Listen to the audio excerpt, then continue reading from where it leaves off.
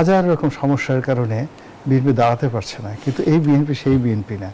এই বিএনপি সারা জীবন আওয়ামী লীগের সাথে ফাইট করেছে, এই বিএনপি রাজপথে এর সাথে সাথে ফাইট করে। বিএনপি প্রতিশ্রুতি লঙ্ঘন করে না, যারা এই কথাটা বলছে বিএনপি লঙ্ঘন করেছে এটা ভুল বলছে। বিএনপি একমাত্র দল যে এই 29টা দলের মধ্যে তার পুরো সময়ে তার অবস্থান ক্লিয়ার করেছে, কোনটা করতে চায় কোনটা করতে চায় না, কিন্তু বারবার বলে দিয়েছে। এখন যদি আপনি জুলাই সনদ স্বাক্ষর করেছেন একভাবে, সেখানে নোট অফ ডিসেন্টও স্বাক্ষর করেছেন, বিএনপি তার নোট অফ ডিসেন্ট ক্লিয়ার দেখে সে স্বাক্ষর করেছে, কিন্তু আপনি যখন গণভোটটা দিয়েছেন তখন কিন্তু ওই যে নোট অফ ডিসেন্টের যে বিষয়গুলো ছিল সেগুলো কিন্তু আপনি গণভোটের প্রধান প্রশ্নে নিয়ে আসছেন। জনাব গোলাম আলী রনি, আলোচনাটা আপনাকে দিয়ে শুরু করতে চাই।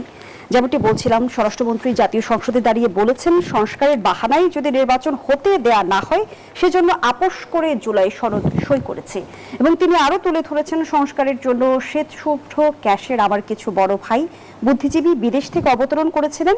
তারা মাথায় টুকরি ভর্তি করে অলৌকিক কিছু সংস্কার নিয়ে দেশে অবতরণ করলে পরে আমরা সংস্কার কমিশনে আলাপ আলোচনা করতে করতে এই জুলাই জাতীয় সনদটা প্রণয়ন করেছি। স্বরাষ্ট্রমন্ত্রীর এই স্বীকারোক্তি আসলে কি প্রমাণ করে? উনি তো আশ্চর্য কিছু বলেননি, একেবারে সত্য কথা বলেছেন। আমরা সারা বাংলাদেশের মানুষ যেটা বুঝেছিলাম যে যদি নির্বাচন হয় সেটা যে কোনোভাবে নির্বাচন হোক, সেখানে বিএনপি একটা ব্রুট মেজরিটি পাবে। 2 নম্বরে যেটা আমরা বুঝেছিলাম এবং বলেছিলাম যে বিএনপি সরকার গঠন করার পর কোনো অবস্থাতেই কোনো কিছুর নিয়ন্ত্রণ ডক্টর মোহাম্মদ ইউনূস, জামাত অথবা এনসিপি এদের নিয়ন্ত্রণে থাকবে না। 3 নম্বরে বলেছিলাম যে কোনো কারণে যদি এই মুহূর্তে বাংলাদেশে তারেক রহমান সাহেব লন্ডন থেকে আসেন, 1 মিনিটের মধ্যে যমুনার যে গুরুত্ব হারিয়ে যাবে। কোনো মানুষ যমুনায় যাবে না, সবাই তারেক রহমান সাহেবকে কেন্দ্র করে সেই মানে ছুটাছুটি করবে এবং মনে হবে তিনি দেশের প্রধানমন্ত্রী। তা আমরা কিন্তু এই কথাগুলো গত 1 বছর ধরে বিভিন্ন মাধ্যমে বলে আসার চেষ্টা করছিলাম, বলছিলাম। কিন্তু ওই সময়টাতে যারা স্টায়ারিংয়ে যারা ছিলেন, তো তারা যদি এই বাস্তবতাটা বুঝতেন তাহলে আজকের এই পরিস্থিতি তৈরি হতো না। আপনি চিন্তা করুন যে আপনি একটা শক্তিশালী বাঘ বা ধরুন একটা হাতি, আপনি তাকে যে কোনোভাবে মানে আপনি তাকে শিকলবন্দি করে ফেলেছেন। এখন শিকলবন্দি করে বাঘকে বলছেন হাসো, বাঘ হাসছে, হাতিকে বলছেন নাচো, হাতি নাচছে। কিন্তু যখন তারা ছাড়া পাবে, সুযোগ পাবে, তখন আপনার সাথে কি করবে? জামাত এবং এনসিপির ভাগ্য ভালো, বিএনপি যে এখনো পর্যন্ত তাদের নেতাকর্মীদেরকে জামাত এবং এনসিপির বিরুদ্ধে লেলিয়ে দেয়নি, এটি তো তাদের সৌভাগ্য। এর কারণ হলো এই যে 18 মাসে বিএনপির যারা নেতাকর্মী আছেন বিভিন্ন স্কুল কলেজ মাদ্রাসায়, বিএনপি যে সকল কর্মকর্তা রয়েছেন, প্রত্যেকটা লোকের মধ্যে যে আতঙ্ক ছড়িয়ে দেওয়া হয়েছিল, তাদেরকে যে অপমান করা হয়েছিল এবং বিভিন্ন ক্যাম্পাসে, এমনকি ঢাকা বিশ্ববিদ্যালয়ের বিভিন্ন হলগুলোতে এই দেখা যাচ্ছে যে তারা কেউ সমন্বয়কের নামে, কেউ শিবিরের নামে, তারা কিন্তু ঠিকই তাদের কার্যক্রম চালিয়ে যাচ্ছিল, কিন্তু ছাত্র দলের যে সকল নেতা রয়েছেন তাদেরকে কিন্তু ক্যাম্পাসে ঢুকতে দেওয়া হয়নি। তো কাজেই এই জিনিসগুলোর একটা প্রতিক্রিয়া হবে, নেতিবাচক প্রতিক্রিয়া হবে। তো সেটাই এখন মানে বিএনপি করেনি এখন পর্যন্ত। স্বরাষ্ট্রমন্ত্রী কিন্তু স্যাটায়ার করে বলেছেন যে আগে কি সুন্দর দিন কাটাইতাম, এমনটি আপনারা বলতে পারেন না। ওটাই মানে ওই সময়টাতে তারা কি হলো, ওই 18 মাসে তারা মনে করেছিল যে আমরা মহাকাশে উঠে গেছি, আমাদের হাতে অলৌকিক ক্ষমতা আছে, আমরা যেভাবে যা বলবো সেভাবে। বাংলাদেশের আসলে কি হয় জানেন, রাজনীতিতে ধরেন আলী রিয়াজকে নিয়ে আসছে, he might be a good professor, কিন্তু রাজনীতিতে আসলে শিশু, অবোধ শিশু। He might be a good intellectual, but in the constitution, how to form a constitution, এই ব্যাপারে তার অভিজ্ঞতা নেই।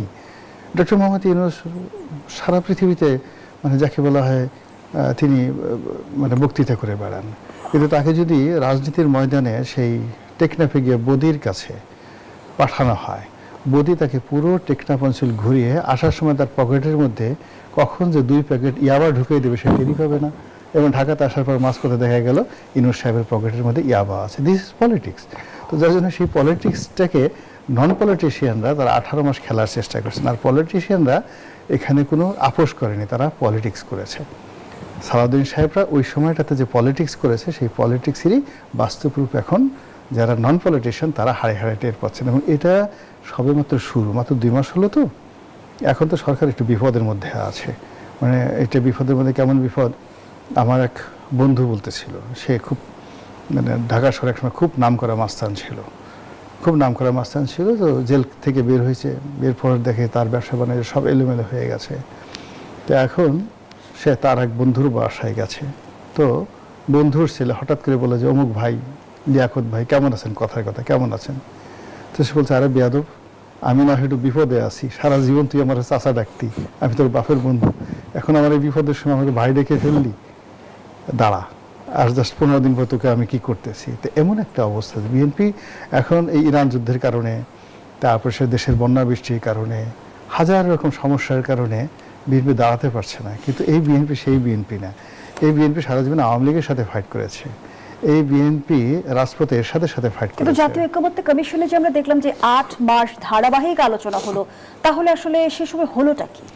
ওই সময় যে জিনিসটা আছে যে তারা ওই সময় পলিটিক্স করেছে, তারা ওই সময় যেটি করতে পারতো, বিএনপি যেটা করতে পারতো, আমাদের যেটা মানে তাহলে এই রাজনীতির এই গেমটা হতো না। তারা যদি খালি বলতো যে আমরা এখানে যাব না, এই সমস্ত জিনিস হবে না, ইলেকশন দিতে হবে 2024 সনের ডিসেম্বরের মধ্যে, আর যদি ইলেকশন না দেয় তাহলে আমরা এই যমুনা ঘেরাও করব। ইভেন বিএনপি যদি না চাইতো ডক্টর মোহাম্মদ ইউনূস কিন্তু হতেও পারতেন না, হতেও পারতেন না। ওই সময়টাতে আসলে বিএনপি ছাড় দিয়েছে। আর এই বিএনপি সেই সময় জাতীয় ঐক্যমত্য কমিশনের সভায় যাওয়াটা কি রাজনৈতিক কৌশলের অংশ ছিল? না, প্রথমে আন্তরিকতা ছিল, প্রথমে আন্তরিকতা ছিল যে তারা মনে করেছে এখানে ভালো কিছু একটা হবে, কিন্তু পরবর্তীতে তাদের এই আন্তরিকতাটাকে যারা ওই কমিশনের যারা লোকজন তারা দুর্বলতা মনে করেছে। সেই দুর্বলতা মনে করে ইচ্ছা মতো তাদেরকে মানে ওই যে বাফুরাম সাপুরের মতো খেলছে, আই বাবা দেখে যা, দুটো সাপ রেখে যা, ওইভাবে খেলার ফলে এখন তারা যখন দেখছে যে তাদেরকে একটার পর একটা মানে প্যাসের মধ্যে ফেলে দেওয়া হচ্ছে, তাদেরকে একটার পর একটা নাটকের মধ্যে ফেলে দেওয়া হচ্ছে। এবং এখানে ধরেন সরকারের বিভিন্ন রকম এজেন্সি আছে, গোয়েন্দা সংস্থা আছে, তো এরা সবসময় হলো প্রেজেন্ট পলিটিক্যাল পার্টি। মানে ইউনূস সাহেবের জমানাতে ছিল, তাকে দেখলেই বলতো আব্বা হুজুর আপনার যে কী সুন্দর চেহারা মোবারক, আপনার মতো এইরকম সুশ্রী মানুষ আর পৃথিবীতে আসেনি। আবার এখন তারেক রহমান সাহেব আসছেন, স্যার দুনিয়াতে যদি এক পিস কিয়ামত থেকে এই পর্যন্ত হযরত আদম থেকে শুরু হয়ে থাকে কেউ মানে আল্লাহ নিজের হাতে বানিয়ে থাকে, এটা আপনাকে বানিয়েছেন, আপনার দিকে চেহারার দিকে তাকালেই আমাদের পাপ মোচন হয়ে যায়। এই হলো আমলাদের যাকে বলা হয় মানে যাকে তেলবাজি। সো সেই তেলবাজির কবলে পড়ে ডক্টর মোহাম্মদ ইউনূস এবং তাদের যারা লোকজন তারা আসলে রাজনীতিবিদদেরকে নিয়ে যেভাবে খেলার চেষ্টা করেছেন, এর প্রত্যেকটা জিনিস এই যে এখন শুরু হচ্ছে, 2 মাস গেল তো, আস্তে আস্তে আস্তে দেখবেন যে এদের সবাইকে দুর্নীতি দমন কমিশনের বারান্দায় ঘুরতে হবে, এদের বিরুদ্ধে মামলা হবে। এই যে এখন দেখেন হামিদ টিকা কেন দেওয়া হয়নি, কোন মানে উপদেষ্টা কত টাকার দুর্নীতি করেছেন, একটার পর একটা বের হয়ে যাচ্ছে। এবং এইগুলো যখন বের হবে আলটিমেটলি এদের যারা অ্যাসোসিয়েট আছেন বড় বড় কথাবার্তা বলছেন, আপনি ঘরে দেখা গেল যে তার কাছে একটা পাম্পার আছে, রিক্সা পাম্প দেওয়া যায় না, এই একটা পাম্পার নিয়ে এসে দৌড়ে চলে গেছে হেলিকপ্টার পাম্প দেওয়ার জন্য। এরকম অনেক দেয়ার আর ম্যানি পিপিল পুরো সময়টাতে 18 মাস আমাদেরকে যন্ত্রণা করে এই ক্যান্টনমেন্ট ভাঙবে, ও ট্যাঙ্ক ফাটাই ফেলবে, ও লাথি দিয়া এই কাজ করে ফেলবে, এই সমস্ত কথাবার্তা শুনতে শুনতে আমরা আসলে মানসিকভাবে অসুস্থ। আমরা সবাই চেয়েছি যে আসলে বিএনপির কেন রাগ হয় না, বিএনপি কেন এত গান্ধীবাদী হয়ে গেছে, কেন বিএনপির লোকজন সেই দাঁড়ায় না। তো এখন সেই বিএনপি ধীরে ধীরে দাঁড়াচ্ছে। ধন্যবাদ জানাচ্ছি জনাব গোলাম মাওলা রনি। অধ্যাপক মাহবুবুর রহমান, যখন স্বরাষ্ট্রমন্ত্রী বলছেন যে জুলাই সনদ বাস্তবায়ন আদেশ অবৈধ ও সংবিধান বহির্ভূত, আদেশ যদি অবৈধ হয় তাহলে সনদের বৈধতা কতটুকু? আপনাকে ধন্যবাদ। বিশেষ করে রনি ভাই অনেকগুলো স্যাটায়ার গল্পের মাধ্যমে বিষয়গুলো উত্থাপন করলেন, ভালো লেগেছে, অনেকগুলো আলাপ সামনে চলে আসছে। যে প্রশ্নটা আপনি নিয়ে আসছেন, নির্বাচন তো আসলেই 2024 সালে হওয়া সম্ভব ছিল। আমরা তো এর আগে 3 মাসে নির্বাচন করি নাই। তত্ত্বাবধায়ক সরকারগুলো তো 3 মাসে নির্বাচন করেছে, গ্রহণযোগ্য নির্বাচন হয়েছে, কিন্তু এইবার নির্বাচনটা এই লম্বা সময় নিয়েছে। এর পেছনে তো প্রধানত যে যুক্তিটা দেওয়া হয়েছে, 1 নম্বর যুক্তি ছিল কিন্তু সংস্কারের সময় লাগছে। প্রথম আপনি ছোট ছোট 7টা কমিশন গঠন করলেন, তারপরে 11টা, তারপরে আবার ঐক্যমত্য কমিশনের রূপান্তর, এই সব কিছু মিলেই কিন্তু এই কাজটা হয়েছে। সংস্কারের আলাপের জন্য আরেকটা বিষয় হলো বিচারের জন্য এই সময়টা নিয়ে যায়। আপনি দেখেন বিচারের ক্ষেত্রে কিন্তু খুব সিগনিফিকেন্ট কোনো ডেভেলপমেন্ট নাই। আর সংস্কারের ক্ষেত্রে অনেকগুলো অধ্যাদেশ, যে অধ্যাদেশগুলো জারি করা হয়েছে, কোনো 2024 সালে যে অধ্যাদেশগুলো জারি করেছে, কোনো অধ্যাদেশ প্রতি 9 দিন একটা অধ্যাদেশ হয়েছে। 2025 সালে প্রতি 4 দিন একটা অধ্যাদেশ হয়েছে। এত অল্প সময়ের মধ্যে যে আপনি একটা আইন তৈরি করতে পারেন, এবং এই বিশেষ পরিস্থিতি বিশেষ বিষয়ে এটাও কিন্তু খুবই দক্ষতার ব্যাপার, একদম কল্পনাতীত দক্ষতার ব্যাপার। এগুলো অনেকগুলো হয়েছে, আবার সেগুলোকে সংসদে কিন্তু কোন যাচাই বাছাই ছাড়াই করার জন্য অনেকেই বলেছিল, কিন্তু সংসদের একটা দায়িত্ব আছে এগুলোকে যাচাই বাছাই করার, এই জন্য তো সংসদকে রাখা হয়েছে। মাঝখানে যে সংসদের একটা অভিমত দেওয়ার শুধু জায়গা না, সংসদ এটাকে অনুমোদন করছে, সেই অনুমোদনের জায়গাটা তো অ্যাজ ইট ইজ করতে পারে না, তার রুলটা একে রাখতেই হবে, সে কারণে যোগ্য হয়েছে। তা আপনি যেটা বলেছেন যে এটাতে রাজনীতি বলাটা তো খুব কঠিন কাজ, রাজনৈতিক দল রাজনীতি করবেই, এটা স্বাভাবিক ব্যাপার, এছাড়া তার আর কোনো পথ নাই। কিন্তু রাজনীতি ছাড়াও যেটা হলো নৈতিক জায়গাও আছে, কিন্তু বিএনপি কিন্তু পুরো সময়টাতেই তার যে নোট অফ ডিসেন্টগুলোর মাধ্যমে অবস্থান ক্লিয়ার করেছে সে কি করতে চায় কি করতে চায় না। আর প্রথম দিকে আপনি যেটা বলা হচ্ছিল যে বিএনপিকে একটা কৌশলের মধ্যে নিয়ে আসা হয়েছিল, বাংলাদেশের সবচেয়ে বড় দল বিএনপি, এবং এই বড় দলটাকে আপনি যখন এই যে প্রথম 39টা দল, পরে 33টা দল, পরে আবার 29টা দল, এই যে প্রত্যেকটা দলের, যে দলের 500 ভোটার বা যে দলের 5,000 কর্মী, তারও এক ভোট ছিল, ঐক্যমত্য কমিশনে টিক চিহ্ন দিচ্ছিল কারা কারা একমত হয়েছে, আবার বিএনপির মতো একটা বড় দলেরও এক ভোট। এগুলো কিন্তু প্রথম থেকেই কিন্তু আমরা অনেকেই অবজার্ভ করেছি, হয়তো সবাই অবজার্ভ করেনি, প্রথম থেকেই কিন্তু দেখা গেছে যে 29টা দলের মধ্যে বিএনপিরও 1 ভোট, 29টার মধ্যে একটা ভোট। তো এইভাবে কিন্তু ঐক্যমত্য কমিশনের ঐক্যগুলোকে প্রকাশ করা হয়েছে। তো সেই ঐক্যটাকে যদি আপনি বলেন সবকিছু ঐক্যমত্য হয়ে গেছে, সেটা তো অনেক সময় ক্লিয়ার না। স্বরাষ্ট্রমন্ত্রী যেমনটি আসলে কটাক্ষ করে বললেন যে বিদেশ থেকে আসা বুদ্ধিজীবীদের প্রস্তাবকে টুকরি ভর্তি অলৌকিক সংস্কার বলে তিনি আখ্যায়িত করেছেন, এর মধ্য দিয়ে কি অন্তর্বর্তীকালীন সরকারের সংস্কারের কাঠামোর প্রতি অনাস্থা প্রকাশ? না, বিএনপি তো সেই কাজটা করে নাই। বিএনপি তো যে সকল বিষয়গুলো তার একমত ছিল, যেগুলোকে সে আফুল করেছে পুরো সংস্কার, বিএনপি প্রতিশ্রুতি লঙ্ঘন করে না। যারা এই কথাটা বলছে বিএনপি লঙ্ঘন করেছে, এটা ভুল বলছে। বিএনপি একমাত্র দল যে এই 29টা দলের মধ্যে তার পুরো সময় তার অবস্থান ক্লিয়ার করেছে, কোনটা করতে চায় কোনটা করতে চায় না, কিন্তু বারবার বলে দিয়েছে। এখন যদি আপনি জুলাই সনদ স্বাক্ষর করেছেন একভাবে, সেখানে নোট অফ ডিসেন্টও স্বাক্ষর করেছেন, বিএনপি তার নোট অফ ডিসেন্ট ক্লিয়ার দেখে সে স্বাক্ষর করেছে, কিন্তু আপনি যখন গণভোটটা দিয়েছেন তখন কিন্তু ওই যে নোট অফ ডিসেন্টের যে বিষয়গুলো ছিল সেগুলো কিন্তু আপনি গণভোটের প্রধান প্রশ্নে নিয়ে আসছেন। এখানেই প্রবলেমটা হয়েছে যে আপনি যে সকল বিষয়ে রাজনৈতিক দলগুলো একমত হয় নাই সেগুলো কিন্তু প্রশ্ন চলে আসছে। তো যখন প্রশ্ন চলে আসছে, আসলে তো এই প্রশ্নের বিভিন্ন অংশে বিএনপি না শুধু অনেক রাজনৈতিক দল বিভিন্ন রকম মতামত দিয়েছে। তো সেইখানে আপনি গণভোটটা তো তাহলে আপনি ঐক্যমত্য কমিশন করলেন কেন? আপনি সব রাজনৈতিক দলের সাথে আলাপ করলেন কেন? যদি আপনি আপনার মতো প্রশ্ন দিবেন গণভোটে, এই জায়গাতে আসলে বিএনপিকে আপনি যেভাবে বলতেছেন যে আপনি ঐক্যমত্য করেছেন, আপনি জুলাই সনদ স্বাক্ষর করেন, আপনি যে কথা দিয়েছেন সে কথা রাখেন না, এই কথাটা কিন্তু সঠিক না। বিএনপি যে কথাটা দিয়েছে সেই কথাটাই রেখেছে। বিএনপি কোনোভাবেই পুরো প্রসেসের মধ্যে কোনো ধরনের প্রতারণার আশ্রয় নেয় নাই। তার ক্লিয়ার অবস্থান ছিল নোট অফ ডিসেন্ট সহ যে আমি এই জিনিসগুলো মানি, এগুলো মানি না। স্বরাষ্ট্রমন্ত্রী যখন নিজেই বলছেন নির্বাচনের জন্য আপোষ করেছেন, তাহলে বিএনপির যে আদর্শ, আমরা যদি সাবেক প্রধানমন্ত্রীর কথা বলি, বেগম খালেদা জিয়ার কথা, তাকে বলা হতো আপোষী নেতৃত্ব, সেই জায়গা থেকে যদি জানতে চাই সেই আদর্শ থেকে বিএনপি বিচ্যুত হলো? আপোষ করাটা অর্থ প্রতীকী অর্থে এটা এরকম না যে কোনো বিষয়ে কম্প্রোমাইজ করা। বিষয়টা হলো যে একটা অস্থিরতা তৈরি হতো যদি আপনি এই সংস্কারের বিষয়গুলোতে অনেক বিষয়ে একমত না হতেন। কোনো যেগুলো 31 দফার সাথে যায় সেগুলো তো বিএনপি অটোমেটিক্যালি একমত হতেই পারে, তো সেগুলো সে একমত হয়েছে। আর এই আলাপটার মধ্যে সে ইনভলভ ছিল এই কারণে, এটাই তার কৌশল ছিল যে এটা নিয়ে আরো যদি কালক্ষেপণ না হয়। ধরেন আপনি যদি বিএনপি এটাতে ওইভাবে সাড়া না দিত, তাহলে হয়তো আরো অন্যরকম কি হয় না হয়, পুরো প্রক্রিয়াটা যে বিএনপি নিয়ন্ত্রণে থাকতো সেটা তো এখন যেরকম আছে সেরকম তো বলা যেত না। তো সেই অবস্থায় মনে করা হয়েছে যে না, প্রসেসের সাথে আমরা থাকি, আমরা আমাদের অবস্থানটা বলি, সেই অবস্থানটা সে জানিয়ে দিয়েছে।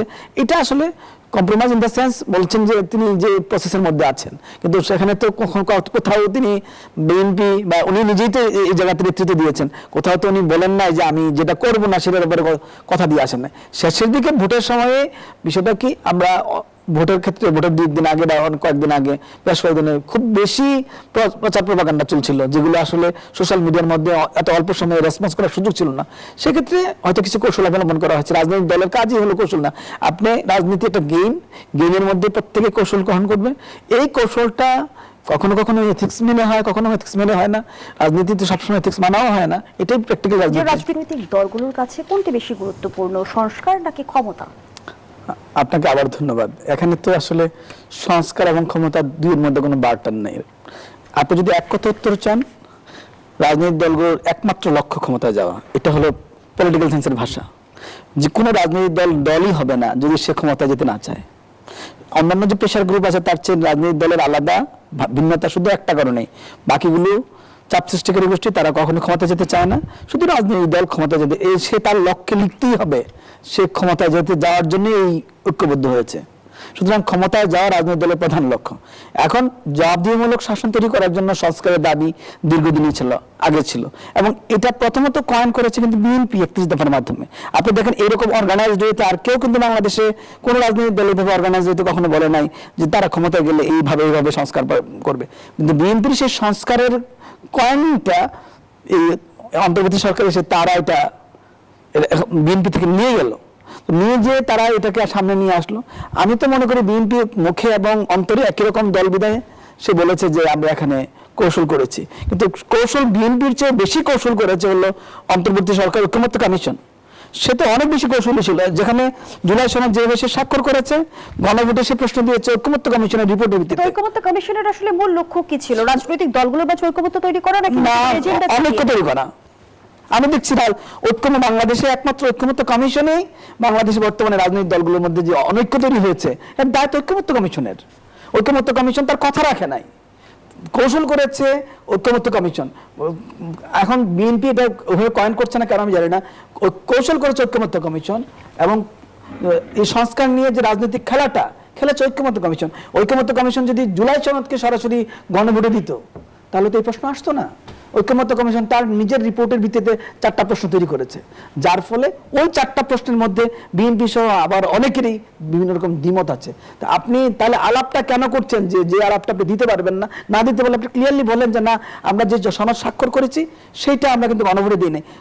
ঐক্যমত্য কমিশন তো এই কাজটা করে নাই, বরং অস্পষ্টতা ছিল ঐক্যমত্য কমিশনের মাধ্যমে, রাগঢাক ছিল ঐক্যমত্য কমিশনের মধ্যে, কৌশল ছিল ঐক্যমত্য কমিশনের মধ্যে। বিএনপি তো তারা পুরো প্রক্রিয়ায় বলেই আসছে আমি এটা মানবো, এটা মানবো না, এটা করবো, এটা করবো না। বিএনপি এখনো বলছে যে স্বাক্ষর করে জুলাই সনদ তারা অক্ষরে অক্ষরে বাস্তবায়ন করেছে, তো এটা সত্য কথাই করেছে। সুতরাং জুলাই সনদ যেটাকে আমরা বলেছি নোট অফ ডিসেন্ট সহ, সেটা বিএনপি করেছে, কিন্তু নোট অফ ডিসেন্ট যেখানে বিএনপি দিয়েছে সেইটার দায় বিএনপির ঘাড়ে দিবেন। কিন্তু গণভোটে নোট অফ ডিসেন্ট গুলো সংযুক্ত করার পেছনে কোনো বিশেষ উদ্দেশ্য রয়েছে কি? এখন কেউ যদি মনে করে সংস্কারটা আমি এভাবে করতে চাই, আরেকদল মনে করবে আমি ওভাবে করতে চাই, ঐক্যমত্য কমিশন তার ইচ্ছা মতো সংস্কার চেয়েছে, সুশাসন চেয়েছে। সুশাসন আমরা সবাই চাই এবং সুশাসন লাগবে, জবাবদিহিমূলক শাসন লাগবে। ঐক্যমত্য কমিশন কি তখন তার ইচ্ছায় সংস্কার চেয়েছে নাকি অন্যান্য রাজনৈতিক দলগুলোর চাপ ছিল? আমি সেটাই বললাম, 29টা রাজনৈতিক দলের মধ্যে যা 500 সদস্য আছে তার কথাও যদি আপনি একটা প্রশ্ন ঢুকিয়ে দেন, সেটা তো আপনি তাহলে আলাপ করার দরকার ছিল না।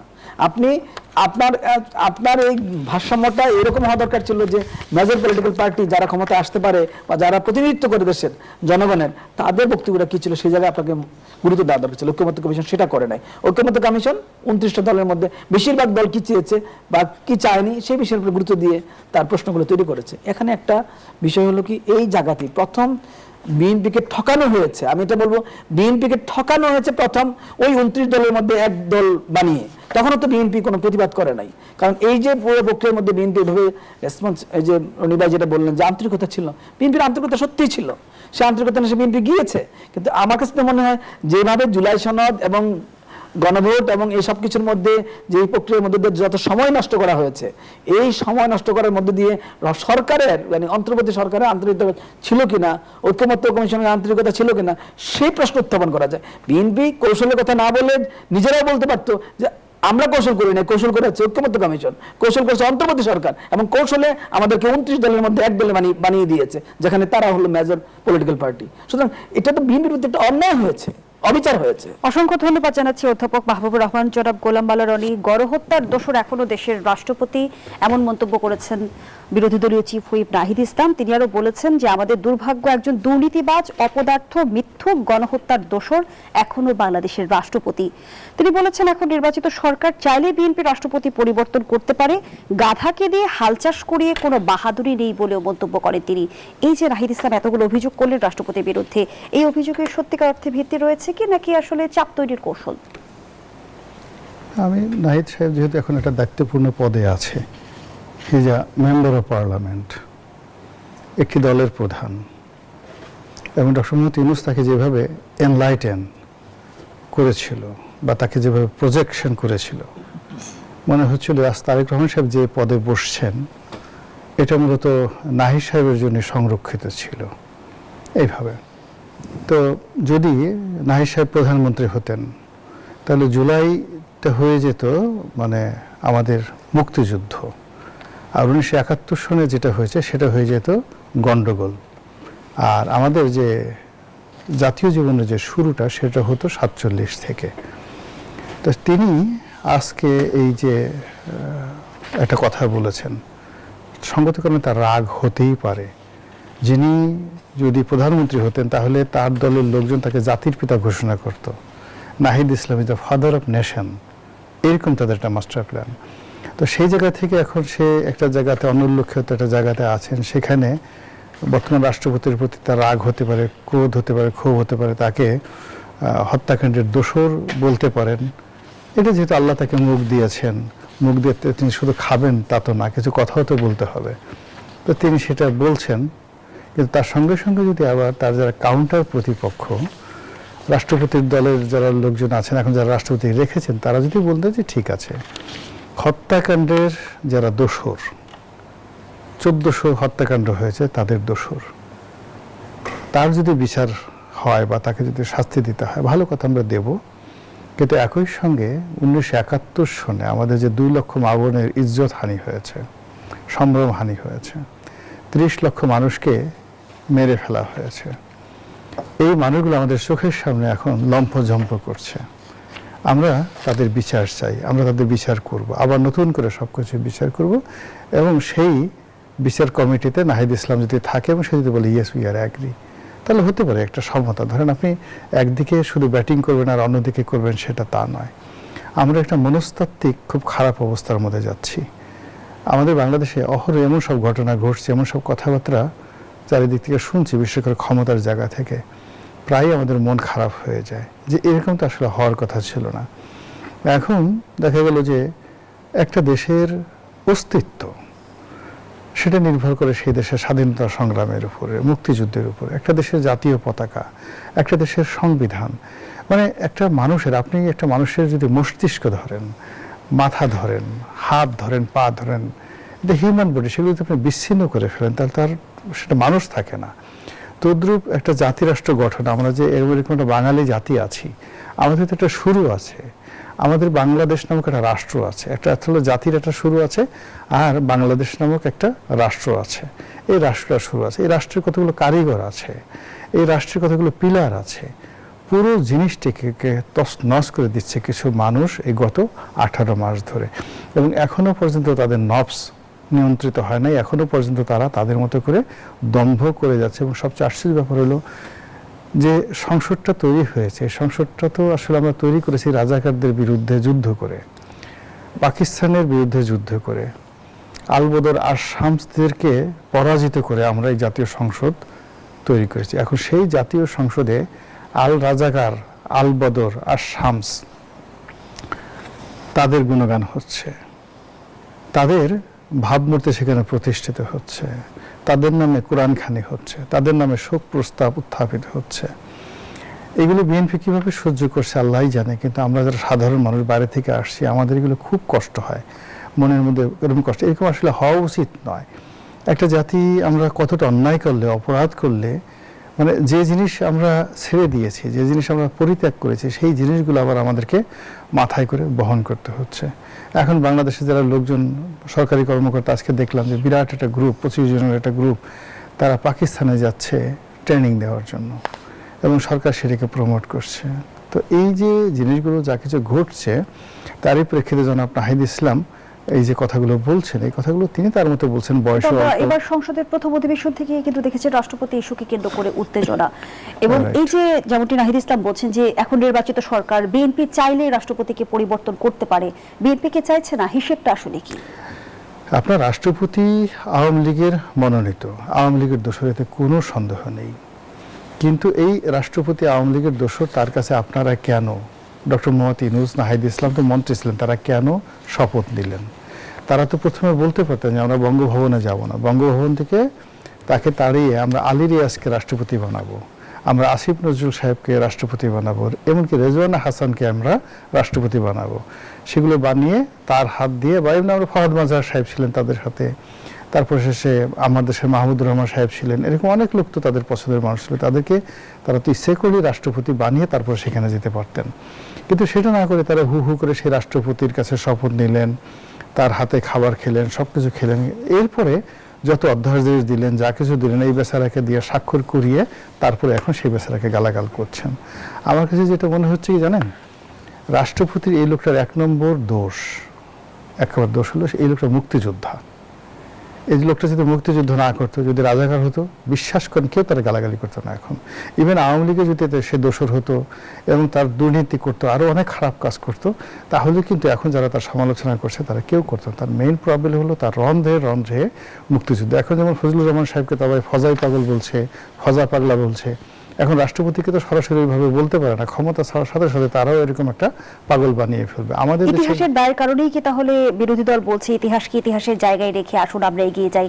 মুক্তিযুদ্ধ নিয়েও তো আমরা বেশ তর্ক বিতর্ক দেখেছি, যেমনটি আইনমন্ত্রী বললেন জামায়াত মুক্তিযুদ্ধের বিরোধী শক্তি, আইন পাশে এটা প্রতিষ্ঠিত হয়েছে, আবার জামায়াতের নায়েবে আমির দাবি করলেন নিজেকে শিশু মুক্তিযোদ্ধা হিসেবে। এই বিষয়গুলো আপনার কাছ থেকে আমরা এবার দেখেছি ত্রয়োদশ জাতীয় সংসদ অধিবেশনের, কিন্তু আমরা বেশ কিছু অধিবেশনে আমরা দেখেছি মুক্তিযুদ্ধকে কেন্দ্র করে বেশ বিতর্ক হয়েছে, এবং যেমনটি আসলে জামায়াতের আমির বলেছেন যে আমরা অতীতকে পেছনে রেখে ইতিহাসের জায়গায় ইতিহাস রেখে চলুন আমরা এগিয়ে যাই। এবং আইনমন্ত্রী মোহাম্মদ আসাদুজ্জামান দাবি করেছেন জাতীয় মুক্তিযোদ্ধা কাউন্সিল আইন 2026 পাশের মাধ্যমে জামায়াতে ইসলামীর স্বাধীনতা বিরোধী ভূমিকা প্রতিষ্ঠিত হয়েছে, যা নিয়ে আমরা দেখেছি সংসদে উত্তাপ ছড়িয়েছে।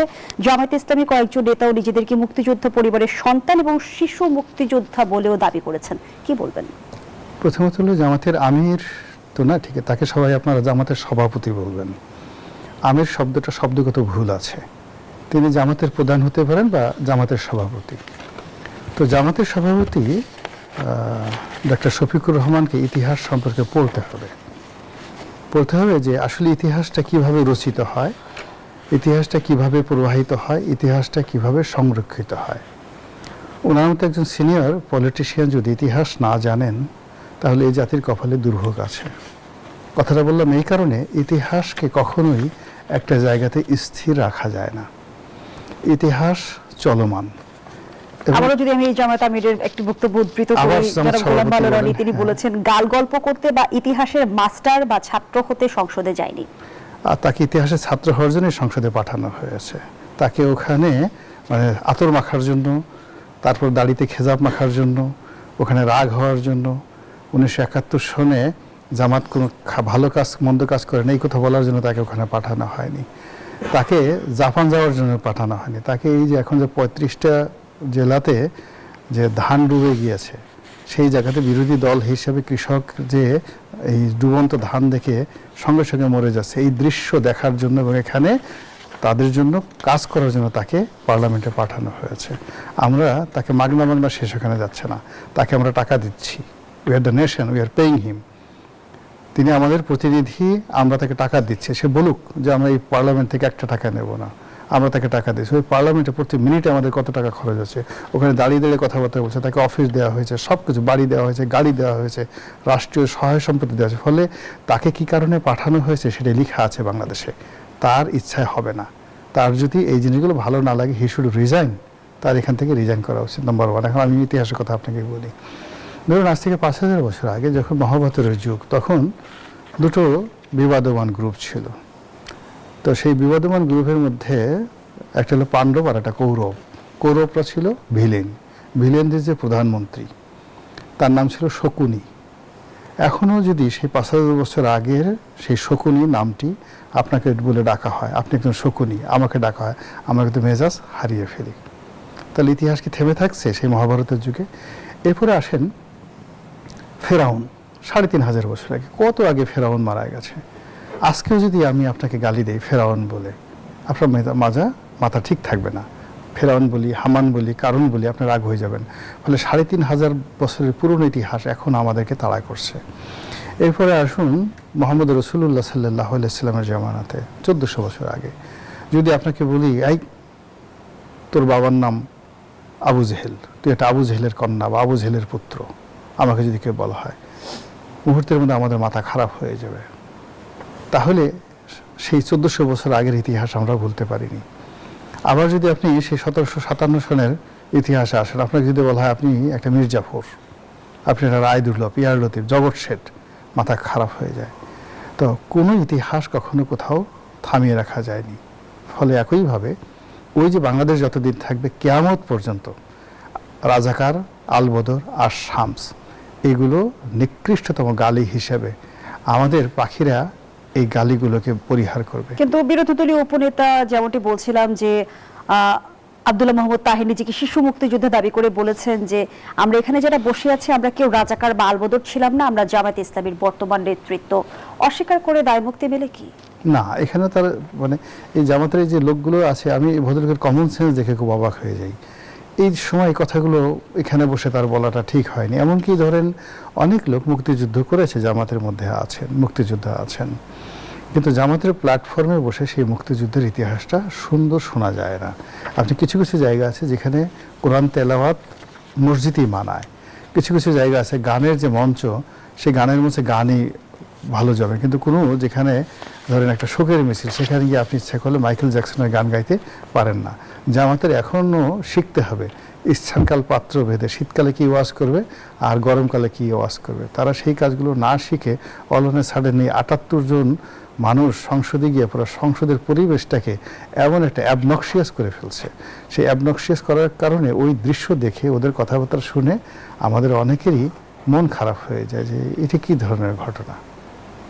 অসংখ্য ধন্যবাদ জানাচ্ছি জনাব গোলাম বালারনি। অধ্যাপক মাহবুবুর রহমান, 71-এর জামায়াত আর এখনকার জামায়াত এক নয় এমন মন্তব্য করেছেন জামায়াতের সেক্রেটারি জেনারেল মিয়া গোলাম পরওয়ার। একাল সেকালটা আসলে কিভাবে নির্ধারণ হবে? আপনাকে আবারও ধন্যবাদ। জামাত ইসলামের আলোচনা তো আপনি শুধু 71 কেন, আরো আগে থেকে করতে হবে, এবং সেই আলোচনা আমরা অনেকবারই করেছি। ভারত বিভাগ ওই সময় জামাত ইসলামের মানে রোলটা কি ছিল, 1971-এ তার রোল কি ছিল। রাজনৈতিক দল হিসাবে বিভিন্ন সময় জামাত সঠিক সিদ্ধান্ত নেয়নি, এমনকি বিএনপির সাথে দীর্ঘদিন থাকার পরেও 2008-এর নির্বাচনের ক্ষেত্রে বিএনপির সাথে জামাতের নির্বাচনের সাথে দ্বিমত ছিল। তো একাল সেকাল দিয়ে ঠিক আপনার কোনো দায় মুক্ত হয় না কেউ। বিষয়টা হলো, কেউ যদি যারা প্রজন্মান্তরে একটা আস্থা, একটা বিশ্বাসের জায়গায় থাকে, সেই বিশ্বাসটা থেকে সে কিভাবে বেরিয়ে আসছে এর ব্যাখ্যা তাকে দিতে হয়। এটা একটা দিক। আর একটা দিক হলো যে সে তো যদি সরাসরি যে 1971-এ জামাত নেতা কর্মী ছিলেন তার ভূমিকা আর এখন যারা জামাত করছেন তাদের ভূমিকা, সেটার মধ্যে পার্থক্য আছে। কিন্তু বিশ্বাসের জায়গায় রাজনৈতিক দলের যে গঠন কাঠামো এবং এই রাজনৈতিক দলটার যে ভূমিকা ঐতিহাসিকভাবে, সেই জায়গা থেকে এত ডিফারেন্স তৈরি হয় না, খুব সামান্যই। তো এখানে এই বিতর্কটা আসলে একাল সেকাল দিয়ে শেষ করা যাবে না। আপনাকে কাঠামোগতভাবে এবং ফ্যাক্ট আকারে ব্যাখ্যাটা দিতে হবে। ফ্যাক্ট যেগুলো আমরা 1971-এ যে পারস্পরিকভাবে কারা মুক্তিযুদ্ধের পক্ষে ছিল, কারা মুক্তিযুদ্ধের বিপক্ষে ছিল, এটাই হলো ফ্যাক্ট। এবং আইনমন্ত্রী যেমনটি তুলে ধরেছেন, জামায়াত মুক্তিযুদ্ধের বিরোধী শক্তি, আইন পাশে এটি প্রতিষ্ঠিত সত্য হয়েছে। তাদের পূর্বসূরীরা মুক্তিযুদ্ধের সময় বাংলাদেশের বিরোধিতা করেনি, সেটা বলার আর কোনো নৈতিক জায়গা জামায়াতের নেই। এটা উনি হয়তো আইনের প্রেক্ষাপট থেকে ব্যাখ্যা করেছেন, কিন্তু সামাজিক তো একটা আলাপ আমাদের আছেই। সবচেয়ে আমি তো মনে করি আইনের চেয়ে অনেক বেশি শক্তিশালী সামাজিক আলাপ। সামাজিক আলাপের যখন গুরুত্ব থাকে, আইন তখন কম গুরুত্বপূর্ণ হয়ে দাঁড়ায়। আইন তো আপনি পরিবর্তন করেনি, কিন্তু সমাজ কি বলছে, সমাজ থেকে আপনি তো ইচ্ছা করলে এখনই আপনার প্রত্যেকটা রাজনৈতিক দলই তার এই যে লম্বা সময়ের পরিক্রমায় তার অবস্থান কিন্তু সে ক্ষণে ক্ষণে পরিবর্তন করতে পারবে, কিন্তু বিভিন্ন সময় তার যে ভূমিকা ছিল সেই ভূমিকার থেকে কিন্তু আলাদা হতে পারবে না। আপনি দেখেন গত 15 বছরের আওয়ামী লীগ, আবার যদি যেভাবে আওয়ামী লীগের রাজনীতি আসুক বা না আসুক, কিন্তু এই 15 বছরের রাজনীতি কিন্তু তার দায় নিতেই হবে লম্বা সময় ধরে। প্রত্যেকটা রাজনৈতিক দলকে কিন্তু তার দায় নিতে হয়, এই দায় থেকে কেউ বেরোতে পারে না। তো সে কারণে আমরা যে আলাপটা করি ঐতিহাসিক জায়গা থেকে, আলাপটা তো ঐতিহাসিক ডেটা দিয়ে করতে হবে। এটা তো আমরা নিজের আলাপ করলে হবে না। এখন আমার কাছে যেটা মনে হয়েছে যে আজকে জামাত একটা কাজ করছে কেউ কেউ জামাতের, কেউ কেউ যেটা আপনি নায়েবে আমিরের কথা বললেন, শিশু মুক্তিযোদ্ধা, যে এটা দ্বারা অন্তত তারা বোঝানোর চেষ্টা করছে যে এখন তারা মুক্তিযুদ্ধকে কিভাবে, মানে মুক্তিযোদ্ধার ব্যাপারটাকে তারা নিজেদের পজিটিভলি দেখার চেষ্টা করছে। এই পরিবর্তনটা মনে হচ্ছে আসছে। এতদিন তো আমরা ভাবছিলাম, আমরা দেখছিলাম তাদের আলাপ আলোচনার মধ্যে কিন্তু সেটা মুক্তিযুদ্ধ নিয়ে একটা ডিবেটের মধ্যে তারা ছিল। কিন্তু এখন দেখেন আপনি তাদের কেউ কেউ কিন্তু সেখান থেকে সরে আসছে। সে নিজেকে বলতে চাচ্ছে যে সে শিশু মুক্তিযোদ্ধা ছিলেন। তো এটার অর্থ হলো এই মুক্তিযুদ্ধ যে ইম্পর্টেন্স, সেই ইম্পর্টেন্সটা এবং মুক্তিযুদ্ধের বাইরে গিয়ে যে বাংলাদেশের রাজনীতি করা কঠিন, সেটা কিন্তু অন্যভাবে স্বীকার করার মতোই এটা। তো এই জায়গাটা আমি সবসময় মনে করি মুক্তিযুদ্ধ নিয়ে বাংলাদেশে যদি আপনি রাজনীতি করতে চান, মুক্তিযুদ্ধকে মেনেই রাজনীতি করতে হবে। এবং এইটা যে যারা যত দেরি করবে ততই তাদের বিতর্ক তাদের পিছ ছাড়বে না। এবং এই কাজটাই হয়েছে আমাদের ক্ষেত্রে। তারপরেও যে এটা যে জনগণের কাছে কতটা সমাদৃত হবে, কিভাবে সমাদৃত হবে, সেই প্রশ্ন রেখেই আমি বলছি। কিন্তু আপাতত তো এটা এভাবেই বলতে হবে।